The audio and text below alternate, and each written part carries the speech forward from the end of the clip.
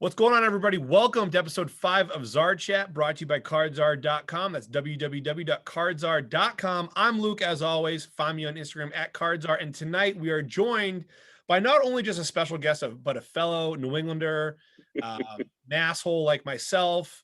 We got Ryan Durkee on the line. Ryan, how you doing tonight, buddy? Well, man, how are you? Doing well, thank you. Appreciate you joining us tonight. As I've mentioned in the past, the reason why we're doing Czar Chat is not just about to talk about the hobby, but also to talk about other guys in the hobby who are making major moves or, helping grow this hobby in a positive light. And the way that you manage and are so active in your Facebook group, Sick Card Sports Card Community, I think really is the embodiment of what we're trying to talk about in the stories we're trying to tell. Hey, tell me about Sick. What is Sick all about? I mean, it's a community. We try to welcome new members daily, try to make sure that everyone gets the same knowledge that I have, from veteran to novices or whatever, because everyone has to start somewhere. So we try to be an open ear and an open voice to people that want to join, want to learn about it, and just try to get a better understanding what the hobby actually is and what it can be, whether you're a collector or a business guy, and just have fun while doing it. Absolutely. No, I mean, that's what I've noticed when we were chatting earlier on. I mean, you are clearly probably the most active of all the moderators there, all the admins there. And what I love, I get a kick out of every week, is the Durkee top 10. So can you do the Durkee top 10 face? I'm sorry? You do the Durkee top 10 face? There it is. So if you haven't seen it, it's Durkee with his face on what I think was Tom Brady in a Knight's chair, I believe, right? Yes. Yes. Top 10 of all the NFL teams out there. So after the playoffs, I mean, who are your favorites to go on to the Super Bowl? So I'm not going to back down. I think it's going to be KC versus Green Bay. Yeah. And I think Green Bay wins it. Really? I posted this in the room. I think Green Bay wins, and I think Rodgers is done. He's done. I think if he wins it, he's done. Whoa. I don't know if I agree with that, but I'll tell you what, the reason why I don't think Green Bay wins is because of the MVP curse. I mean, I can't remember. I think the last MVP to win it was like Terrell Davis or something like that back in the mid 90s. So, I mean, Brady won the MVP in 2007. Obviously they didn't win. Nope. Last year Lamar Jackson won the MVP. He didn't win. Mahomes, when he won the MVP, he didn't win. Actually, no, Mahomes never won the MVP. Did Manning do it? No. I believe the last time was like Terrell Davis or something like that. I'll fact check that, but I'm trying to do it in my head right now. I mean, it's or maybe it's Brett Favre that year he won like 3 in a row or something like that. It's crazy how it's almost like you're snake bitten if you win the MVP. So Madden curse. It's exactly. So I think that I'll say this though. I think the Ravens have an opportunity. They're playing tough right now. They're going to have a tough game against Josh Allen, the Bills, which I know as a Patriots fan, you're probably shocked the Bills are actually any good. But I think the Ravens could possibly do it, though. I don't know if I want to see that. I had a kid reach out to me today asking me for advice about something else, and he was from Buffalo. I sent him my phone number, and he called me, and the first thing I saw pop up was New York. And I'm like, oh boy, here we go. And the thing he was talking about was his Allen collection. And he was asking about the game and like what I thought was going to happen. And I don't see the Bills. I mean, I don't see the Ravens being able to keep up with that offense. His big thing was Diggs, which is why he was riding high. But if you keep Lamar in the box, we were joking about him running 150 yards, but if he runs 30 times for 5 yards a carry, whatever, like right. It's just avoiding the 40 to 50 yard run that goes to the house. Yeah.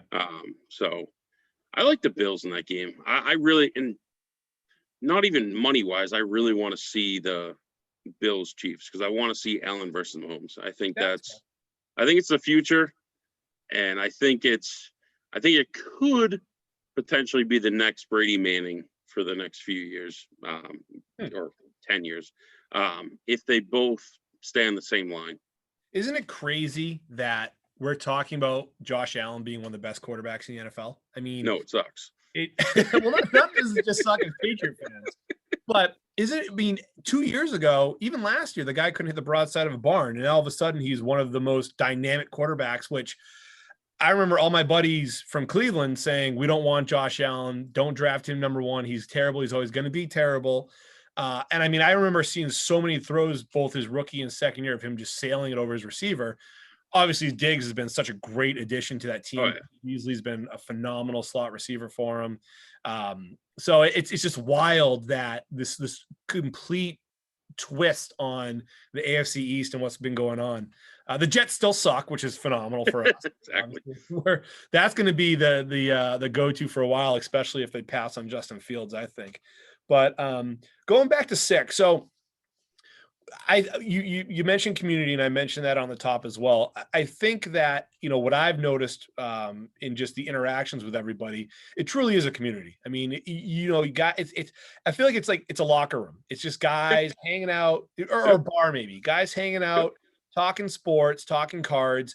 And what else do you want to do in the time of COVID? I just want to talk sports and cards. That's all I want to do. Yep. So I mean, I think that what's been really impressive is the growth of Sick. You guys are just over 12,000 followers now in the community. How much have you guys grown during COVID, and where do you think it's going to go?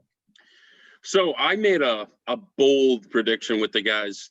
This was probably 5 months ago. They were probably going to get 20 grand or 20K by the end of the year. They all think I'm crazy, and I might be, but set goals, hope you hit them. If you fail, it gives you motivation for next year. We noticed a big uptick during COVID, mainly on people getting into the hobby. Whether it was trying to find another source of income or just finding another way to pass the time. Whether it be starting to get, because if you're an average male, you collected cards more likely than not at one point. Right. So whether or not you're bringing it back or just reminiscing on the hobby from many years ago, it's one of those things where you and I, we're mid-30s. I don't have kids yet, but I know you do. When you have that alone time where your kids are doing whatever, you want your own time. So if it's cards, it's cards. And during COVID, you can't go to the bar to see your friends. You couldn't go to the movies, whatever, go to the casino. It just provided an outlet, and it benefited us. Yeah, no, I saw the same thing both with our eBay store, interactions on Instagram. I mean, a lot of my friends coming out of the woodwork, asking about cards, buying into breaks that we were running. I mean, we ran our first break last weekend, and literally half of them were childhood friends or college friends who just wanted to gamble. I mean, that's the thing. That's huge. Between and a lot of the guys, or one of the guys was he wanted to buy into his break because he wanted to get guys on his fantasy team. And I think that fantasy and gambling have been a huge reason why this sport or this hobby's really taken off as well, because ripping a pack of cards literally is a gamble. And it's getting to a break is a gamble. And the feeling to get, spend $50 on a spot and you get the Cardinals and you hit a Kyler Murray auto, which my buddy, who isn't even a collector, but likes the idea of it, he hit that. It's like, you lucky bastard. Exactly. And he might not appreciate it today, but as he learns more and more about the hobby, I think he will appreciate it. And so, like you, I fielded phone calls from friends like, hey, should I sell off this guy right now, or should I hold on to this guy, or who should I invest in? Who should I, and it's crazy because, I mean, I don't know. I really don't know, because I sold off a Josh Allen Prism Auto PSA 10, 6 months ago for $200 because I into it for $100, and I made my 100% profit. But now you look at it, it's like, shit, it's going for $1,000. Like, so, you win some, you lose some, but for every one of those, you sold a card for $40 that today you couldn't get $10 for. So, correct. Yep. Zach said it perfectly on our last Czar chat. He goes, don't worry about the past. It is what it is. Like, stop. Couldn't agree more. Because you could, you'll continually just kick yourself in the nuts if you keep on doing that. And that, I don't do baseball, but I mean, even with like Drew Lock, I mean, I sold one of his cards at $750, I think. And I just happened to see the same card on eBay 2 weeks ago, and it was like $310. Yeah. And it's just take your money and run and move on to the next project. That's why we talked about this, but I don't hold anything. Right. Which is that's the tough part for me. I mean, for me, I want to, as a collector, I want to collect just about, one of everything. Yep.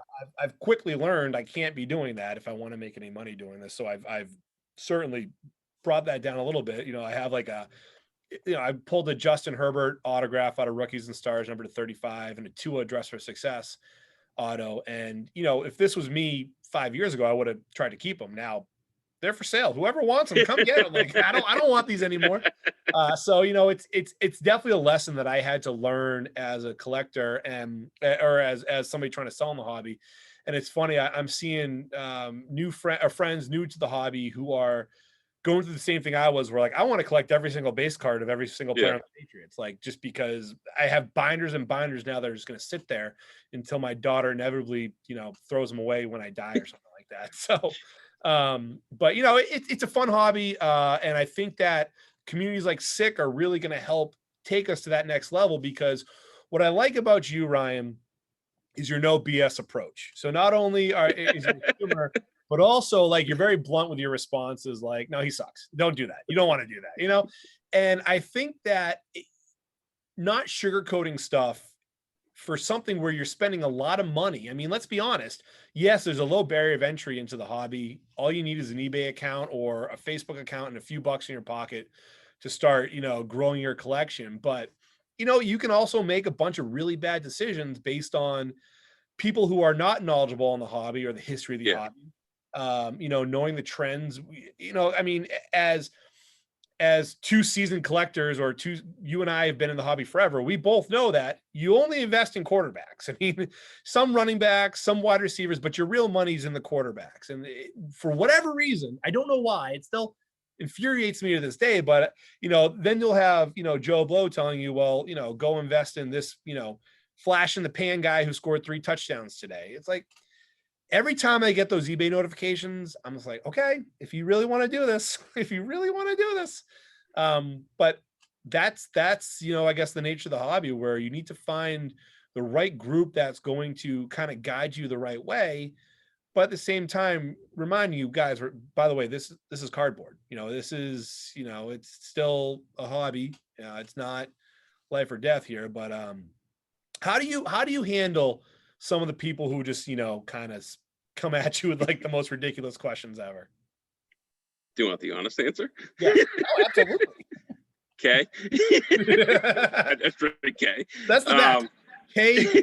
Okay. Yeah. Okay. That basically is me saying I'll pass. It's also it's like when the guy pisses you off in the car, so you just go like this to him when you drive by, like pretty much. That just pisses him off even more. I honestly, I mean, I'm very different when it comes to the hobby as far as what I try to do, which is basically this is probably not the right card, but buy that card for whatever, $100 on a Monday and get it and sell it for $150 on a Tuesday. Like, that's just me. But when you look at the overall hobby, you have a lot of people that buy new release products. Yeah. That you buy a certain card on a certain day because it released the next week. That week, and then in 2 weeks, the next product comes out and that card lost 300%. And you're sitting there holding the bag for somebody else. So, there's certain things that you just gotta, I don't want to say stay focused on if you're going to hold on to certain cards, but certain brands for sure. Absolutely. Like, there's whether you go on card autos or select a prism for basketball, or the higher end stuff. I don't deal with that stuff, but the higher end flawless NT and stuff like that, that's not I don't want to play in that field. I agree. It's just, if you stick in your lane and you find something that works as far as making money, just ride it out.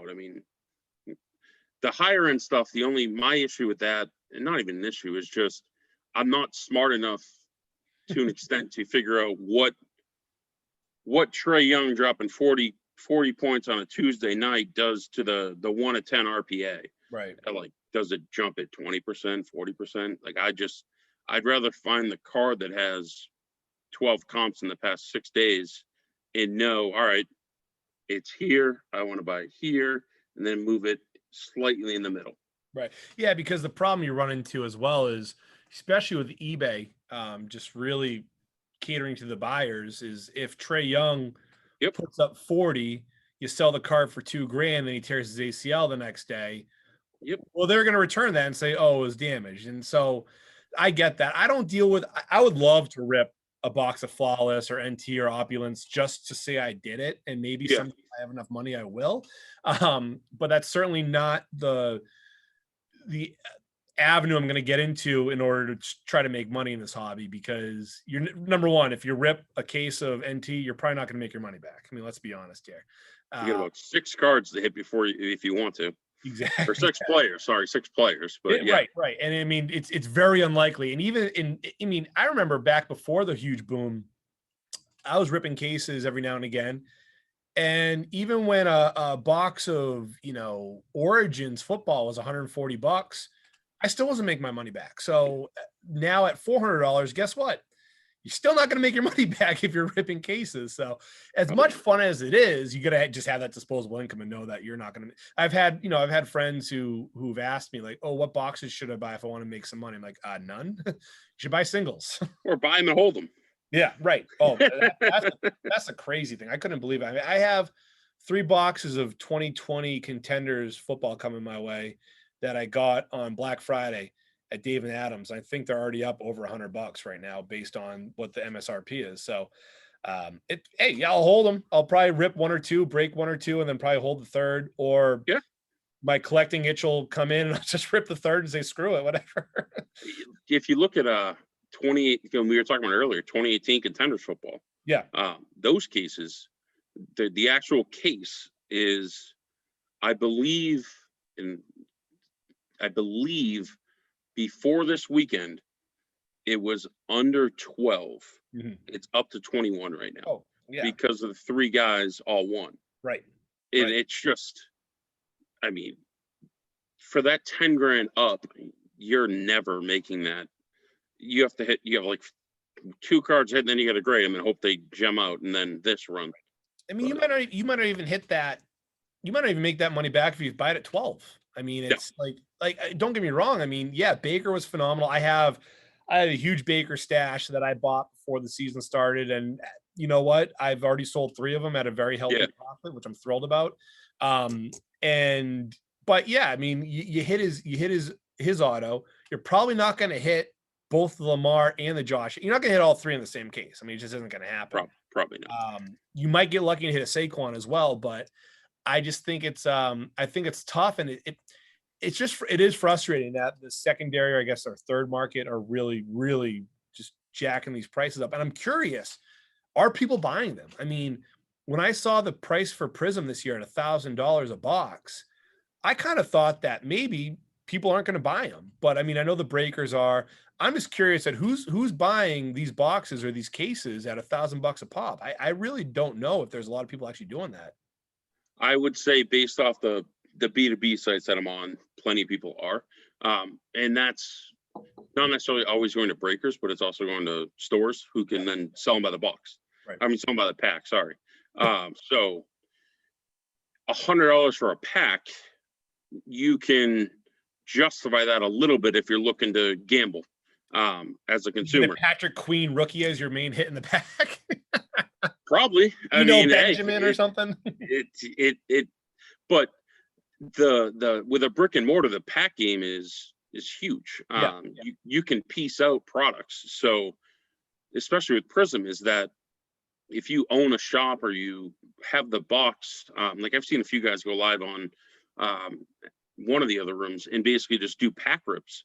Mm-hmm. And if I'm sitting there watching the video and you decide to rip 3 packs and they stink, all right, I can come in and maybe get 1 or 2 and hope for it or whatever. But I think the big thing now with the hobby, and I sadly think people are catching on, is grading. Yeah.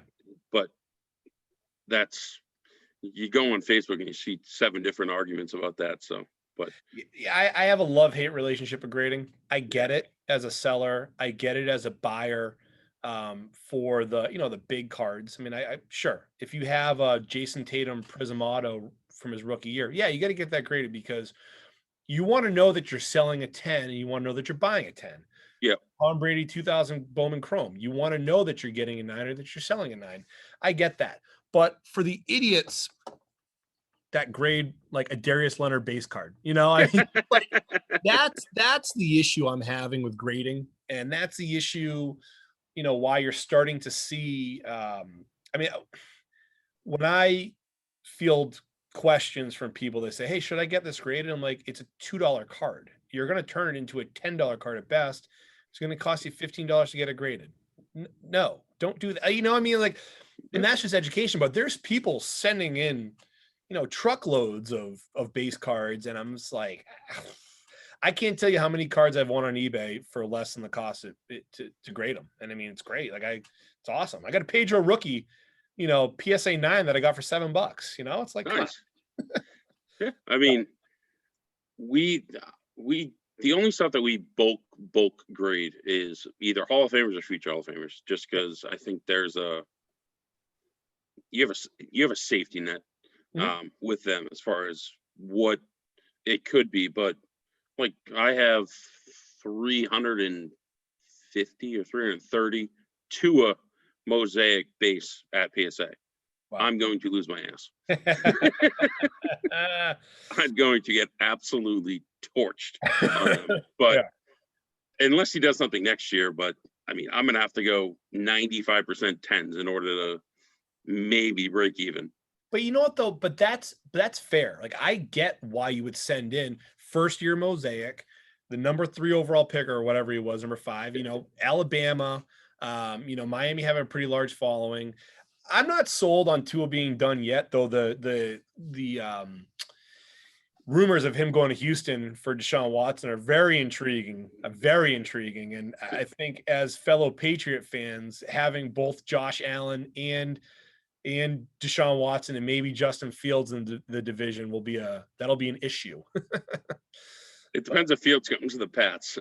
Well, I'm hoping the Fields comes to the Pats, but I don't see how that's going to happen, but we'll see. That was what McShay's prediction was. Yeah, I saw that. But yeah, you really think that if the Jets pass on him at 2 and so does Miami, that no team's going to jump up to 4 or 5 or 6? No, I mean, no, because I don't remember the kid's name, but there was some random kid, and I don't know if how random he is, but BYU or Duke, I don't remember his name. Yeah. Who was it? He's from BYU. I know you're talking about. The kid that he was projected to go as the second quarterback. Yeah. And I'd never heard of him. I woke up and saw it on Get Up or whatever it was. And I saw the mock draft. I'm like, I didn't even know who this guy was. But I mean, yeah, I don't know. It'll be interesting. I mean, there's definitely teams that are going to make moves. But all right. So listen, we're Boston sports fans. We're Tom Brady honks. I got Tom Brady behind me. You got a Tom Brady, autograph that you were telling me about before. We love Tom. We want to see him succeed. What do you say to all the people who are basically saying that Tom was right and Bill was wrong when the Patriots struggled and Tom's in the playoffs? Because I have some feelings, but I want to hear what you think. I think Tom wins. I just think scoreboard. Okay, Felger. Huh? Hey, Felger. 100% Felger. 100%. I love that show. Scoreboard. Sorry. Exactly. And I mean, I think Bill's ego got in the way a little bit. Yep. Not that he doesn't deserve to have an ego. Like, he deserves to have one, but Cam sucks. So here's my take on it. Cam does suck. And I actually feel bad for Cam because I think he did everything in his power he could to get ready for the season, to work with the team around him. Obviously, the team around him was terrible. I mean, Damiere Byrd is your number 1 guy. My thought is 2 things. Number 1, both Brady and Belichick knew they were not winning anything with or without or with or without Tom Brady. They knew, I think if anything, maybe they would have gone 9-7, maybe with Brady there. I don't think this year. This year, yeah. Yeah, that's probably fair. I don't think they would have been that much better. I also think that Belichick thought that this season was going to be kind of a lost season because of COVID. I think he underestimated what actually ended up happening, them finishing the season. So, and I think also too, he didn't want to have a lame duck team when they have a ton of cap space next year. So I'd like to see them bring back Jimmy G, maybe bring in Stafford or something like that. I actually don't think they should draft a guy this year because I just think that the defense will make them competitive enough if you find a way to either turn N'Keal Harry into a legitimate receiver or maybe sign a guy like Allen Robinson or something like that. I mean, Hunter Henry, they could really use a tight end. I'm hoping that maybe they can develop somebody like that because, Sony not being a first round pick has been a frustration. N'Keal Harry falling down if somebody blows on him has been so frustrating. This team is not a very good team just in general. And again, I don't think the quarterback is really going to help you out too much. So my biggest thing is that Cam Newton couldn't hit the ocean 6 feet away from him. Well, but you know what? You know what's funny is I'm a diehard fantasy football player, and all my friends were like all jacked up. Oh, we got Cam. I'm like, guys, have you watched Cam Newton play football? I mean, super athletic when he's healthy. He can make a difference, but oh my God, he has no touch on the ball whatsoever. Never has, never will. Even that year he won the Super Bowl, or they went to the Super Bowl. I mean, his top 3 receivers were Kelvin Benjamin, Funchess, and Greg Olsen. 2 huge radius guys, or 3 huge radius guys, because Cam could not throw accurate whatsoever. So I knew that he wasn't going to work in the system because there's such a precision, timing route system team.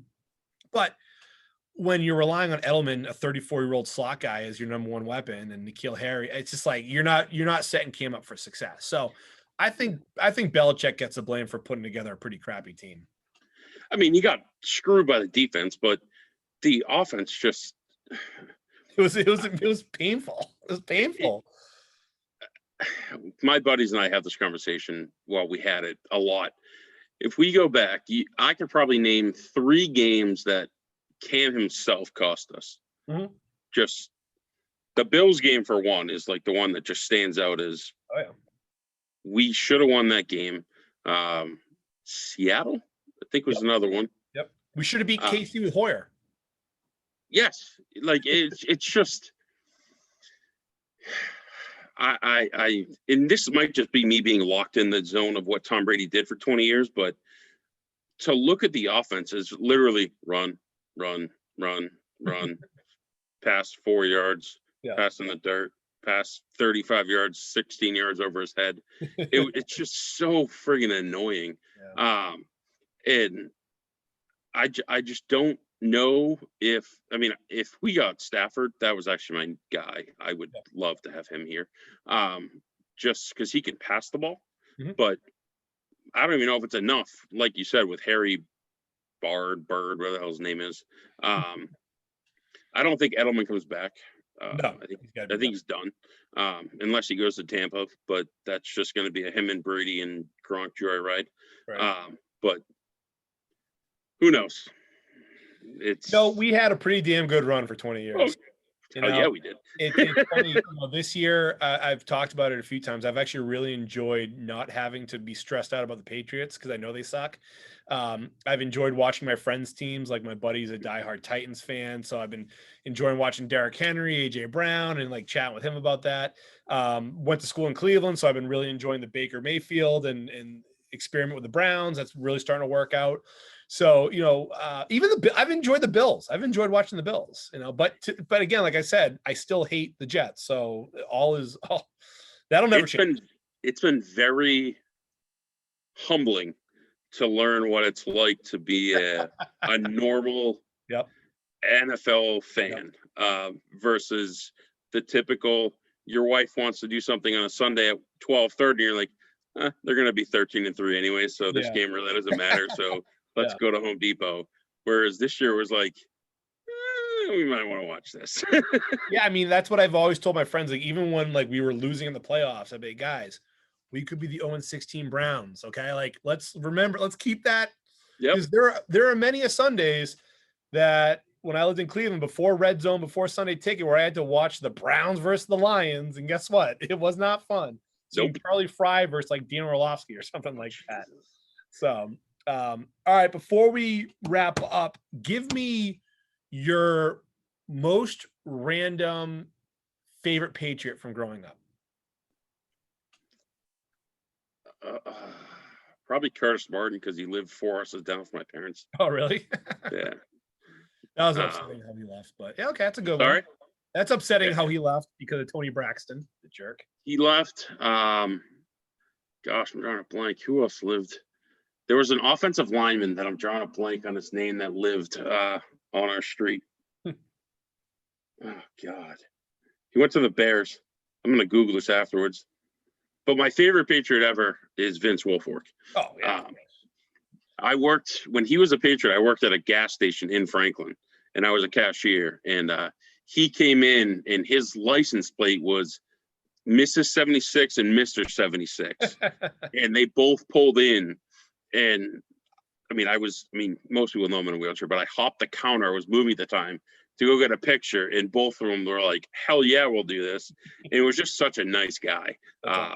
But yeah, Curtis Martin when I was younger, Vince Wilfork a little bit older. That's fair. Gotta love Vince. I mean, Vince is a character in New England, and just I got his I think his Topps Chrome refractor rookie, which I love.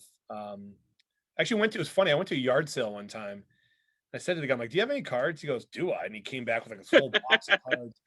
I picked up 2 Vince prime signature autos off him, I believe, from his rookie year. And I picked up a nice, actually, Aaron Rodgers press pass autograph that I sold right around won the Super Bowl. But yeah, so that's how I remember Vince. But yeah, Vince, and then didn't he had I know one time the lineman almost had a kick return for a touchdown, but didn't he almost score like he almost had a pick 6, right? Yes, pick 6. He got stopped though short. Yes. Yeah. That would have been one of the greatest things ever to happen in sports history. Yep. But a little too slow. Yeah. All right, Ryan. Well, it's been fun. I've enjoyed this. I'm looking forward to more conversations with you in the future, interacting with the Sick Sports Car community. Can you tell the people where to find you, where to find Sick? Yeah, man, we're Facebook group. It's public. Sick Sports Cards. Just send an invite. Onar will look at it. Some of the guys will as well, and we'll get you added. And if you have any questions, reach out. Awesome. Well, we appreciate the time. Ryan, like I said, in the future, we'll definitely be working together. We are Cards Are. Check us out on YouTube. Subscribe, like us, comment, rate. Just tell us what you like, what you don't like about this, what you want to see us talk about in the hobby. Share with all your friends. Then, of course, check out www.cardsart.com. We have new Friday night breaks. Every Friday night, we'll be trying to break. This Friday, we'll have a 2020 Black break, 2019 Contenders, and 2019 Contenders Optic Football. And, of course, where we're most active, find us on Instagram at CardsArt and on Facebook. And, Ryan, again, thank you very much. And everybody else, keep on collecting. Have a good night.